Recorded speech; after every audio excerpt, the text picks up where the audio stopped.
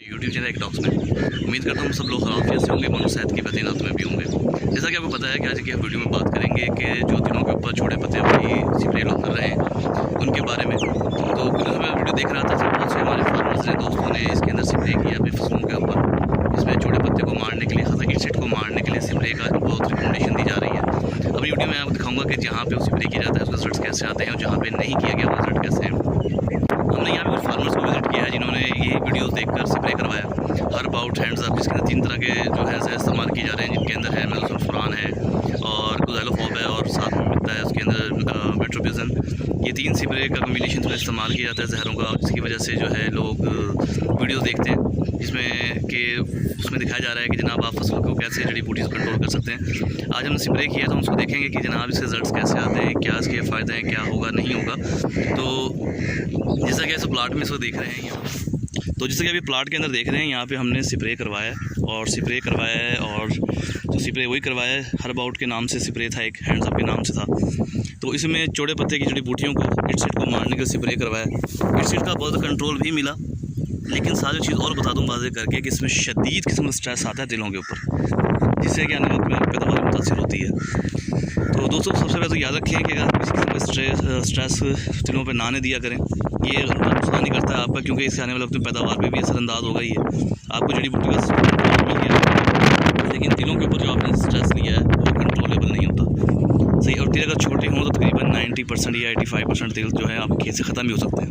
ये totally risk वाला काम है, कोई कंपनी रिकमेंड नहीं करती। जैसे कुछ यूट्यूबर दिखा देते हैं आपको। और दूसरी बात कि हर पौधे की अपने जो है रिज़ल्ट आते हैं अलग मुख्तलिफ वक्त के अंदर, यानी कि अगर हमें 3 से 4 दिन के बाद जो है ये रिज़ल्ट मिलना शुरू हो जाता है कि इंसेक्ट ख़त्म हो रही है, लेकिन दिनों के ऊपर जो रिज़ल्ट आता है वो आता है बहुत थोड़ा टाइम ठहर के। तो उस सूरत हाल के अंदर नुकसान ये होता है कि जनाब आपको वीडियोस में दिखा दिया जाता है देखिए इंसेक्ट ख़त्म हो गई। मैं भी आपको अच्छी सी वीडियो बना के दिखा सकता हूँ यहाँ पर कि देखें जी इंसेक्ट ख़त्म हो गई, लेकिन मैं आपको बता दूँ कि तीनों के ऊपर भी शदीद स्ट्रेस आता है, जो कि आने वक्त में इसकी पैदावार के ऊपर बड़ा असरअंदाज होगा। यहाँ साथ में आप खेत देख रहे हैं, ये एक ही खेत है, एक प्लॉट है। ये सिर्फ यहाँ पे 2 कनाल पे करके रुकवा दिया गया था।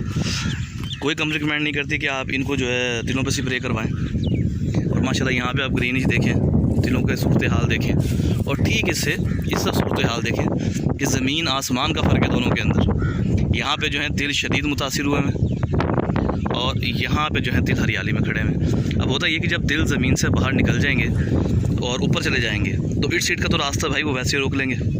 धूप उनको पड़ना बंद हो जाएगी तो नीचे इंसेक्ट जो है ऑटोमेटिक कंट्रोल हो जाएगी, ख़त्म हो जाएगी। जो दूसरी छोटी मोटी जड़ी बूटी होती है कंट्रोल हो जाएंगी। तो भाई छोटे पत्ते वाली जड़ी बूटियाँ बड़ी आसानी से कंट्रोल की जा सकती हैं। उसका एक हल तो गोडी है। गोडी अगर महंगी पड़ती है तो आपको पता है कि आजकल चारा बहुत ज़्यादा शार्ट है।